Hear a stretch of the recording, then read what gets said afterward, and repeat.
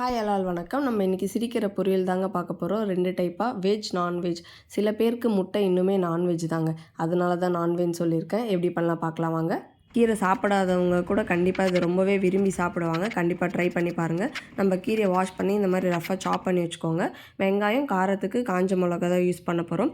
கொஞ்சம் எண்ணெய் விட்டு கடுகு, ஜீரகம் போட்டு காஞ்ச மிளகா, வெங்காயம், கொஞ்சம் பெருங்காயத்தூள், அதுக்கப்புறம் உப்பு, மஞ்சத்தூள் போட்டு அதை நல்லா வதக்கிக்கலாம். அதுக்கப்புறம் இந்த சாப் பண்ண கீரையை அது உள்ளே போட்டு கொஞ்சோண்டு கீரைக்கு தேவையான உப்பு போட்டுக்கோங்க. நீங்கள் சேர்த்து கடைசியாக கூட உப்பு போட்டுக்கலாம். அதிலே வதக்குங்க. நம்ம தண்ணியே விட வேண்டாம். அதிலே நல்லாவே வெந்து வந்துடும்.